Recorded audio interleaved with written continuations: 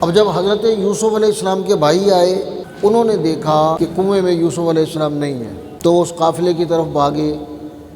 جب اس قافلے کے پاس پہنچے اور دیکھا کہ یوسف علیہ السلام ان کے پاس ہے، تو انہوں نے پھر کہا کہ یہ تو ہمارا غلام ہے، جسے تم لے کر آئے ہو، یہ ہمارا غلام ہے، اور یہ گھر سے بھاگ آیا تھا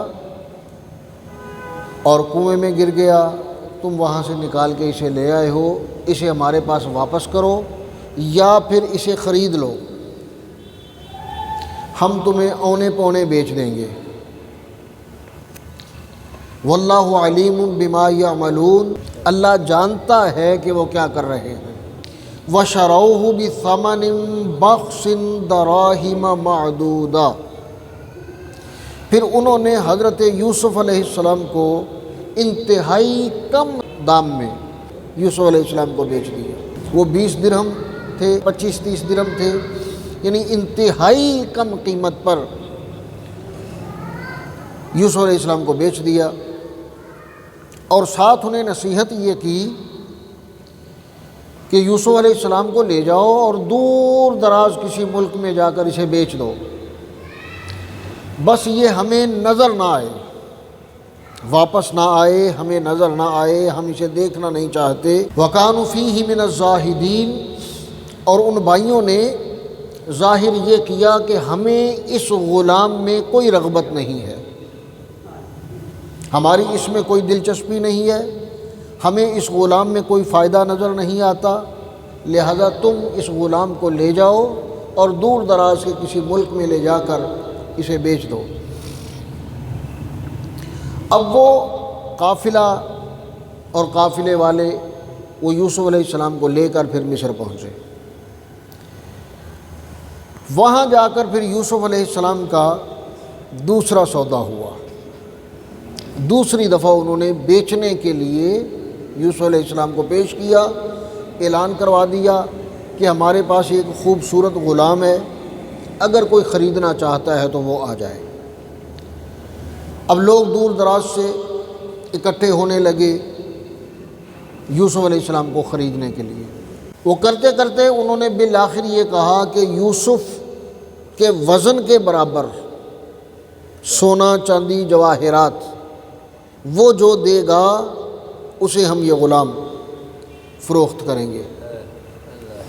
یہ شہرت سن کر اور اس غلام کے بارے میں سن کر عزیز مصر، جو مصر کا در حقیقت وزیر خزانہ تھا، وہ پھر آیا، اس نے دیکھا اور یوسف علیہ السلام کی خوبصورتی وہ دیکھ کر کہنے لگا کہ میں یوسف کا خریدار ہوں، تم جو قیمت مانگتے ہو وہ قیمت میں دیتا ہوں اور میں انہیں خریدتا ہوں۔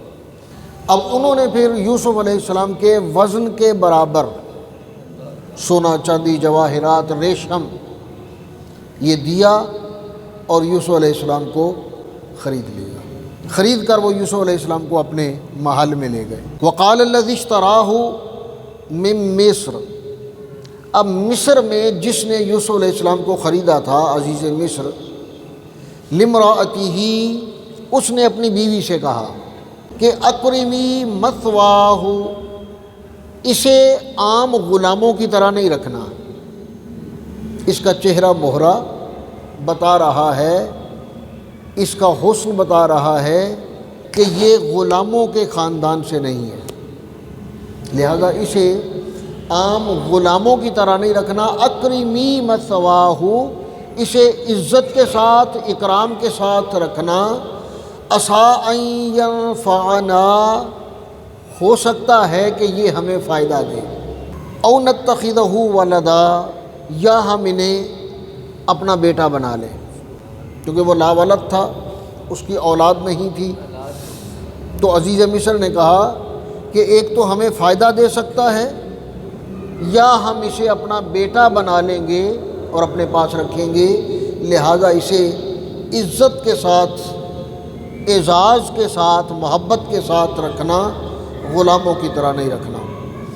اب یوسف علیہ السلام عزیز مصر کے محل میں پہنچ گئے، اور اللہ حضر جلال نے پھر ارشاد فرمایا وَكَذَلِكَ مَكَّنَّا لِيُوسُفَ، اس طرح ہم نے یوسف علیہ السلام کو عزت دی، ایک اعزاز دیا، ایک مقام دیا فی الارض، زمین میں، وَلِنُعَلِّمَهُ، اور تاکہ ہم انہیں سکھائیں، من تأویل الاحادیث، خوابوں کی تعبیر بتانا، واللہ غالب علی امری، اللہ تعالیٰ اپنے کام پر پورا غالب ہے، وہ جو کرنا چاہتا ہے اسے کوئی روک نہیں سکتا، اس کی چاہت کو کوئی تبدیل نہیں کر سکتا، غالب علی امرہ ولکن اکثر الناس لا یعلمون، اکثر لوگ جانتے نہیں ہیں۔ اس ایک صورت میں اللہ ذوالجلال نے کیا کیا بیان فرما دیا۔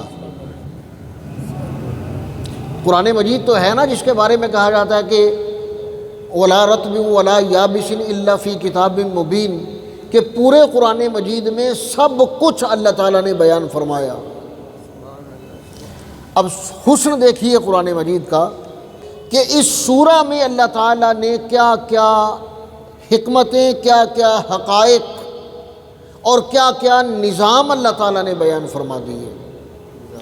اس کی ابتدا ہوتی ہے ایک باپ بیٹے کی محبت سے، والد اور اولاد کی محبت اور باہمی حقوق و فرائض سے، اس کی ابتدا ہوتی ہے۔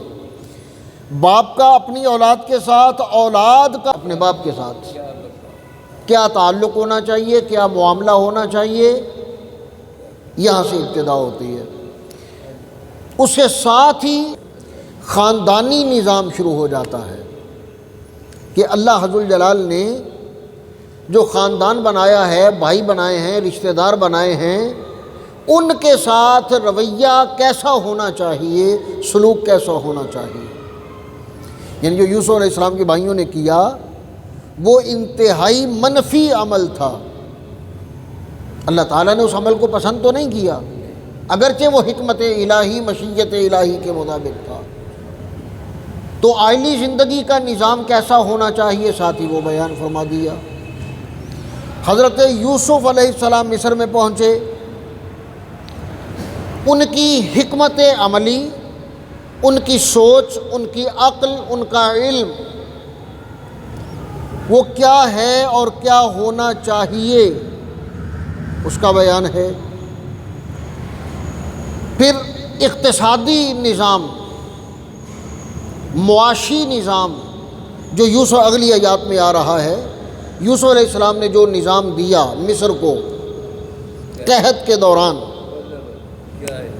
وہ ایک بہترین معاشی نظام اور اقتصادی نظام کا ایک بہترین لائحہ عمل ہے کہ اگر آپ چاہتے ہیں کہ آپ کی معاش اور آپ کا اقتصاد یہ ٹھیک رہے، درست رہے، تو وہ چند آیات وہ یہ بتا دیتی ہیں کہ یہ نظام کیسے چلانا چاہیے، کس کفایت شعاری سے، کس حکمت عملی سے، کس منصوبہ بندی سے اگر اقتصادیات کا نظام چلایا جائے تو تنگی نہیں آئے گی۔ اس کے بعد یوسف علیہ السلام کا جو سیاسی نظام تھا وہ بھی اللہ ذوالجلال نے اس سورہ میں بیان فرمایا۔ یعنی ایک ہی صورت میں اللہ تعالیٰ نے کتنے ہی نظام بتا دیے اور انسانی زندگی کے کتنے ہی پہلوؤں کا احاطہ کیا اس ایک سورہ میں، اور فرمایا اس سورت کو کہ احسن القصص، یہ بہترین قصہ ہے۔ انسانی زندگی کا جو عشق و محبت مجازی کا ایک رجحان ہے اسے بھی بیان فرمایا۔ پھر کسی پر فریفتہ ہونا، اسے اپنے داؤ پیچ میں الجھانے کی کوشش کرنا، لبھانے کی کوشش کرنا، وہ بھی بیان فرما دیا۔ پھر بچنا کیسے ہے، برائی سے بچنا کیسے ہے، وہ بھی بیان فرما دیا۔ اور کس حسن عمل سے بچنا ہے کہ جن سے بچے ہو وہی تمہاری پاکیزگی کے نعرے بلند کرنے لگے، یہ بھی اللہ ذوالجلال نے بیان فرما دیا۔ تو یہ ساری چیزیں اللہ تعالیٰ نے سورہ یوسف میں بیان فرمائیں، اور جس حکمت عملی سے، جس ترتیب سے اللہ تعالیٰ نے یہ سب کچھ بیان فرمایا اور سب کچھ کیا، جو اللہ نے چاہا وہ کیا، تو فرمایا کہ واللہ غالب علی امرہ ولکن اکثر الناس لا یعلمون، اللہ جو چاہتا ہے وہی کرتا ہے اور اپنے کرنے پر وہ قادر ہے، اکثر لوگ جانتے نہیں ہیں، اکثر لوگ وہاں تک پہنچ نہیں پاتے کہ اللہ ذوالجلال کیا کر رہا ہے، کیوں کر رہا ہے، کیسے کر رہا ہے، ان حکمتوں کو صرف اللہ تعالیٰ جانتا ہے۔ سورہ یوسف کی ابتدا سے انتہا تک اگر غور کریں تو یہ اللہ ذوالجلال کی حکمتیں کھل کر سامنے آتی ہیں۔ وَلَمَّا بَلَغَ أَشُدَّهُ آتَيْنَاهُ حُکْمًا وَعِلْمًا، پہلے اللہ تعالیٰ نے بیان فرمایا کہ جب یوسف علیہ السلام مصر کے محل میں پہنچ گئے تو فرمایا کہ ہم نے کیسا مقام دیا زمین پر، کیسی عزت دی زمین پر، کیسا مرتبہ دیا زمین پر، اور جب وہ پختہ عمر کو پہنچے تو فرمایا آتیناہ حکم و علما، پھر انہیں حکمت بھی عطا کی، علم بھی عطا کیا، نبوت بھی عطا کی۔ وَكَذَلِكَ نَجْزِي الْمُحْسِنِينَ، اور اسی طرح ہم محسنین کو، احسان والوں کو ہم اسی طرح جزا دیتے ہیں، اسی طرح بدلہ دیتے ہیں۔ محسن کہتے ہیں احسان والے کو، احسان کرنے والا یا احسان والا محسن کہتے ہیں اسے۔ اللہ تعالیٰ نے یہاں خاص طور پر محسنین کا ذکر فرمایا، اور محسن کہتے ہیں جو ظاہراً بھی انتہائی پاکیزہ ہو اور اپنی فکر کے اعتبار سے باطناً بھی انتہائی پاکیزہ ہو، اسے محسن کہتے ہیں، اور وہ ہر وقت خود کو اللہ ذوالجلال کے سامنے محسوس کرتا ہو۔ وہ حدیث مبارک ہے نا، صحیح حدیث مبارک ہے جس میں نبی کریم علیہ الصلاۃ والسلام نے سوالوں کے جواب دیے، حدیث جبریل کہتے ہیں اسے، جس میں جبرائیل علیہ السلام انسانی شکل میں آئے اور آ کر کچھ سوال کیے حضور علیہ الصلاۃ والسلام سے، اور نبی کریم علیہ الصلاۃ والسلام نے ان سوالوں کے جواب دیے، اور آخر میں حضور علیہ الصلاۃ والسلام نے صحابہ اکرام سے پوچھا کہ تم جانتے ہو یہ سوال کرنے والا کون تھا؟ تو صحابہ اکرام عرض کرنے لگے کہ واللہ اعلم ورسولہ، ہم نے تو پہلے نہیں دیکھا کہ یہ کون تھا، اللہ جانتا ہے یا اللہ کے رسول جانتے ہیں صلی اللہ علیہ وسلم۔ تو نبی کریم علیہ الصلاۃ والسلام نے ارشاد فرمایا، صحابہ اکرام کہتے ہیں ہم یہ جانتے ہیں کہ وہ خود ہی سوال کر رہا تھا اور خود ہی کہہ رہا تھا کہ آپ نے درست جواب دیا ہے۔ یعنی سوال کر، پہلا سوال تھا اسلام کیا ہے، پھر سوال کیا ایمان کیا ہے، خود ہی سوال کر رہا ہے، اور جب حضور علیہ الصلاۃ والسلام جواب دیتے ہیں تو کہتا ہے کہ آپ نے درست جواب دیا، آپ نے صحیح بتایا۔ تو نبی کریم علیہ الصلاۃ والسلام نے ارشاد فرمایا کہ یہ جبرائیل تھے اور یہ تمہیں تمہارا دین سکھانے کے لیے آئے تھے۔ ان سوالوں میں ایک سوال تھا کہ احسان کیا ہے، کیا پوچھا؟ اب جبرائیل علیہ السلام کا یہ سوال کرنا کہ احسان کیا ہے، کیا جبرائیل جانتے نہیں تھے؟ یا جن سے پوچھ رہے تھے حضور علیہ الصلاۃ والسلام کیا وہ جانتے نہیں تھے؟ تو کیوں سوال کیا؟ دیکھیں اسلام کے ساتھ، ایمان کے ساتھ یہ سوال تھا کہ احسان کیا ہے۔ یعنی یوں سمجھ لیجئے کہ اسلام اور ایمان جتنا ضروری ہے اس کے ساتھ اتنا ہی احسان ضروری ہے، اس لیے یہ سوال اسلام اور ایمان کے ساتھ آیا کہ احسان کیا ہے۔ تو نبی کریم علیہ الصلاۃ والسلام نے ارشاد فرمایا ان تعبد اللہ کأنک تراہ، تو عبادت اس طرح کرے، تو زندگی اس طرح گزارے کہ جیسے تو اللہ تعالیٰ کو دیکھ رہا ہے، یہ احسان ہے، جیسے تو اللہ تعالیٰ کو دیکھ رہا ہے۔ فَإِن لَّمْ تَكُن تَرَاهُ فَإِنَّهُ يَرَاكَ، اور اگر تو اسے نہیں دیکھ رہا تو پھر تجھے یہ یقین اور ایمان ہونا چاہیے کہ وہ مجھے دیکھ رہا ہے۔ یعنی ہر وقت اس تصور میں رہنا، اس یقین میں رہنا، اس خیال میں رہنا کہ اللہ تعالیٰ مجھے دیکھ رہا ہے، اسے احسان کہتے ہیں۔ اور جسے یہ خیال، یہ فکر، یہ یقین، یہ ایمان مل جاتا ہے اسے محسن کہتے ہیں۔ اور فرمایا کہ وَكَذَلِكَ نَجْزِي الْمُحْسِنِينَ، اس طرح ہم جزا دیتے ہیں محسنین کو، جو محسن ہیں، احسان والے ہیں، جنہیں ہر وقت یہ یاد رہتا ہے کہ اللہ تعالی ہمیں دیکھ رہا ہے۔ کتنا عظیم یہ تصور ہے، کتنی بڑی طاقت ہے یہ ایمان کی، اور کیسے حفاظت کرتی ہے صرف یہ طاقت، یہ ایمان، یہ یقین کہ اللہ تعالی دیکھ رہا ہے۔ اور یہ احسان کرنے والوں کا مقام ہے۔ اب اگلی آیت 23ویں آیت کریمہ، جس میں وہی مضمون شروع ہو رہا ہے حضرت یوسف علیہ السلام کے ساتھ زلیخا کا، وَرَاوَدَتْهُ الَّتِي هُوَ فِي بَيْتِهَا عَن نَفْسِهِ، کہ جس کے گھر میں رہتے تھے حضرت یوسف علیہ السلام،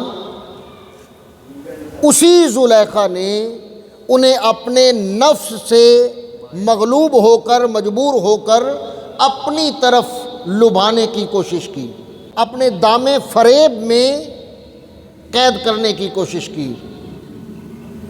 وَغَلَّقَتِ الْأَبْوَابَ، اور اس نے دروازے بند کر دیے۔ غلقت، بند کر دیے، الابواب، سارے دروازے، وہ 7 دروازے تھے۔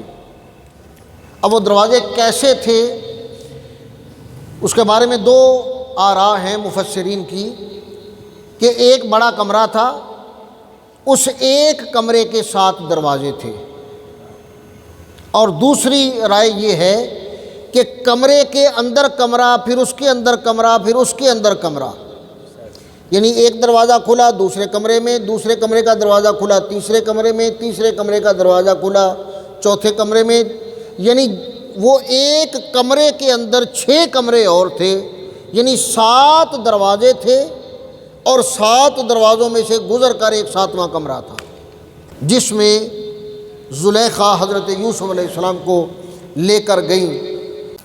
قالت حیت لک، اور اپنی طرف دعوت دی، اپنی طرف بلایا۔ تو حضرت یوسف علیہ السلام نے ارشاد فرمایا، قال معاذ اللہ، یوسف علیہ السلام کہنے لگے کہ میں اللہ کی پناہ چاہتا ہوں، میں اللہ کی پناہ چاہتا ہوں۔ ان ربی، انہ ربی احسن مثوائی، کہ تو جو ہے، تو اس کی بیوی ہے جس نے مجھے اپنے گھر میں ٹھہرایا، مجھے گھر میں جگہ دی، عزت دی، اچھا مقام دیا۔ انہ لا یفلح الظالمون، اور وہ جو میرا مالک ہے وہ حد سے بڑھنے والوں کو فلاح نہیں دیتا۔ زیادتی کرنے والے، ظلم کرنے والے، حد سے بڑھنے والے کبھی کامیاب نہیں ہوتے۔ اس لیے حضرت یوسف علیہ السلام نے اپنے آپ کو روکا۔ وَشَرَوْهُ، پچھلی آیات جہاں عزیز مصر کے خریدنے کا ذکر ہے، یہاں حضرت عبداللہ ابن مسعود رضی اللہ تعالیٰ عنہ، ان کی ایک روایت ہے، ایک حدیث مبارک ہے، فرماتے ہیں کہ تاریخ انسانی میں 3 دور اندیش افراد ایسے ہیں کہ جنہوں نے کسی فرد کو دیکھتے ہوئے اندازہ لگا لیا، سمجھ لیا، جان لیا کہ یہ کون ہے اور کیا عزت اور مقام والا ہے۔ یعنی 3 مردم شناس ایسے دیکھے کہ جنہوں نے افراد کو دیکھتے ہی پہچان لیا، اور اپنی دور اندیشی سے، اپنی عقل سے، اپنے فہم سے اپنے درک سے جو اللہ تعالیٰ نے انہیں عطا کیا وہ دیکھنے والے کو پہچان گئے کہ یہ کون ہے۔ فرماتے کہ ان میں سے پہلا تو یہی عزیز مصر، جنہوں نے یوسف علیہ السلام کو پہلی نظر دیکھا اور دیکھتے ہی پہچان لیا کہ یہ کوئی غلام نہیں ہے، یہ کوئی غلام نہیں ہے، بلکہ کہنے لگا کہ ان ینفعنا، یہ ہمیں فائدہ دے گا، او نتخذہ ولدا، یا ہم اسے اپنا بیٹا بنا لیں گے، اولاد بنا لیں گے۔ لے پالک بیٹا، متبنہ کہتے ہیں عربی زبان میں اسے، کہ بیٹا کسی کا ہے اور کسی دوسرے نے اسے اپنا بیٹا بنا لیا۔ ہماری شریعت نے البتہ یہ قید ضرور لگائی کہ جس کا حقیقی بیٹا ہے، حقیقی بیٹا اسی کا رہے گا۔ کوئی بیٹا یا کوئی بیٹی کسی دوسرے کا حقیقی بیٹا یا بیٹی نہیں بن سکتی، وہ لے پالک ہے اور لے پالک ہی رہے گا، یعنی اس کی ولدیت وہی رہے گی جس نے اسے پیدا کیا ہے، جس کا نطفہ ہے، ولدیت ہمیشہ وہی رہے گی۔ ہمارے ہاں عام طور پہ بچوں کے لینے دینے کا ایک ٹرینڈ ہے، اچھی بات ہے، اگر کوئی بے اولاد ہے اور کسی نے اس پہ احسان کرتے ہوئے اپنا بچہ دے دیا، بہت اچھی بات ہے، اس میں کوئی غلط نہیں ہے بلکہ نیکی ہے، اچھی بات ہے۔ البتہ جس نے لیا وہ ولدیت وہی لکھوائے گا جو اس کا حقیقی باپ ہے۔ اور یاد رکھیں کہ یہ کسی امام کا اجتہاد نہیں ہے، یا کسی کی کوئی رائے نہیں ہے، یا کوئی حدیث کا فیصلہ نہیں ہے۔ قرآن مجید میں سورہ احزاب میں اللہ تعالیٰ نے واضح لفظوں میں وَمَا جَعَلَ أَدْعِيَاءَكُمْ أَبْنَاءَكُمْ، اور یہ واضح لفظ ہیں، یعنی اسے عبارت النص کہتے ہیں کہ یہ قرآن مجید کی واضح اور صریح نص ہے اس پر کہ جو لے پالک ہے اسے تم اپنا بیٹا نہیں بنا سکتے، حقیقی بیٹا یعنی ولدیت تبدیل نہیں کر سکتے۔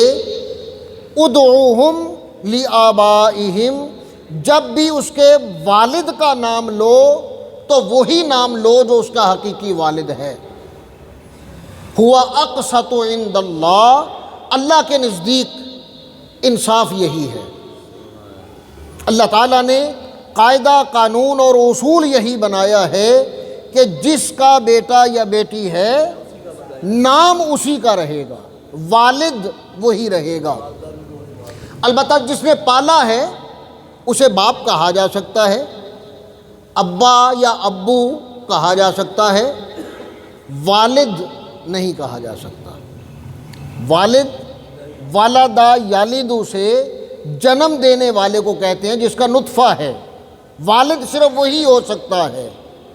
اور باپ وہ کوئی بھی ہو سکتا ہے، جس نے پرورش کی وہ بھی ہو سکتا ہے، چچا بھی باپ ہوتا ہے، تایا بھی باپ ہوتا ہے، دادا بھی باپ ہوتا ہے، آبا کئی ہو سکتے ہیں، لیکن والد ہمیشہ ایک ہی ہوگا، اور وہ نام تبدیل کرنے کی شریعت میں اجازت نہیں ہے، قرآن مجید میں اجازت نہیں ہے۔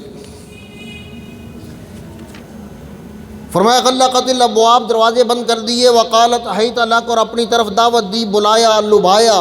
قال معاذ اللہ، میں اللہ کی پناہ چاہتا ہوں۔ اور یہیں پر زلیخا نے اپنا وہ چادر اتار کر خود کو بے حجاب کر لیا اور اپنے معبود باطل کو بت پر پردہ ڈال دیا۔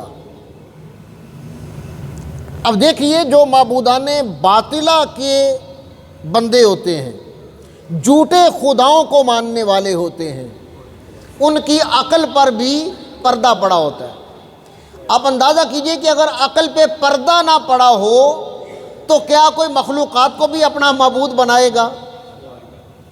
عقل کا پتہ تو یہیں سے چل جاتا ہے کہ جو بندہ درخت کو سجدہ کر رہا ہے، درخت کو اپنا رب اور معبود مان رہا ہے، یا ہاتھوں سے بنائے ہوئے پتھر کو خود ہی ہاتھوں سے بنایا، خود ہی خریدا، خود ہی گھر لا کے سجا کے رکھ دیا، اور خود ہی اس کے سامنے سجدہ ریز ہو گیا، عبادت کرنے لگا، تو اس کی عقل کا تو یہیں سے پتہ چل گیا کہ اللہ تعالیٰ نے اس کی عقل مار دی ہے۔ جو قبروں پر جا کے سجدہ کرتے ہیں عقل ماری گئی ہے۔ وہ کہتے ہیں خدا ڈنڈے نہیں مارتا، مت ماری جاتی ہے۔ تو شرک بہر صورت بہر حال شرک ہے کسی کے سامنے بھی سجدہ ریز ہونا، وہ خواہ قبر ہے، خواہ بندہ ہے، خواہ پتھر ہے، بت ہے، درخت ہے، سورج ہے، چاند ستارے ہیں، آگ ہے، اللہ کے علاوہ کسی کے سامنے بھی سجدہ ریز ہونا یہ شرک ہے۔ تعظیمی سجدہ ہو تو حرام مطلق ہے، تعبدی سجدہ ہو تو صریحاً شرک ہے۔ اللہ کے سوا کسی کے سامنے جھکنا جائز نہیں، یہ اللہ کی شان ہے اور بندے کا اعزاز ہے، بندے کی عزت ہے اس میں کہ وہ صرف اور صرف اللہ کے سامنے جھکے۔ اب مت ماری گئی، عقل ماری گئی، اور اپنے بت کو ڈھانپ کر یہ سمجھ لیا کہ اب میرا خدا مجھے نہیں دیکھ رہا۔ حالانکہ جو خدا ہوتا ہے، جو معبود ہوتا ہے، جو خالق و مالک ہوتا ہے، وہ تو ہمیشہ دیکھتا ہے، اس سے تو کبھی کچھ بھی نہیں۔ ظاہری وجود تو ایک طرف، واللہ علیم بذات الصدور، وہ تو اندر سینے میں چھپی باتیں، دل میں چھپی باتیں وہ بھی جانتا ہے، وہ تو ان سے بھی باخبر ہوتا ہے۔ تو حضرت یوسف علیہ السلام نے کہا کہ تو نے اپنے خدا کو تو ڈھانپ لیا اور یہ سمجھ لیا کہ اب تیرا خدا تجھے نہیں دیکھ رہا۔ فرمایا لیکن میرا خدا مجھے دیکھ رہا ہے۔ وَلَقَدْ ہَمَّتْ بِهِ، اس نے قصد کیا یوسف علیہ السلام کی طرف بڑھنے کا۔ اگلے الفاظ ہیں وَهَمَّ بِهَا لَوْلَا أَن رَأَىٰ بُرْهَانَ رَبِّهِ۔ اب یہ اتنے مختلف فی الفاظ ہیں، ان میں اتنا اختلاف ہے اور اس پر اتنی تفصیلی گفتگو کرنے کی ضرورت ہے کہ میں آج اس آیت کو نہیں پڑھ سکتا، یہ انشاءاللہ اگلے جمعے، کہ اس نے ارادہ کیا، قصد کیا یوسف علیہ السلام کی طرف رغبت کا، بڑھنے کا۔ اور وَهَمَّ بِهَا کا عام ترجمہ یہ کیا جاتا ہے کہ یوسف علیہ السلام نے بھی نعوذ باللہ قصد کیا، ارادہ کیا۔ لولا ان رأى برہان ربی، اگر وہ اپنے رب کی طرف سے برہان نہ دیکھتے تو انہوں نے بھی قصد کر لیا یا کر لینا تھا، یہ عام ترجمہ کیا جاتا ہے۔ بہرحال اس پر انشاءاللہ اگلے جمعۃ المبارک کو گفتگو ہوگی۔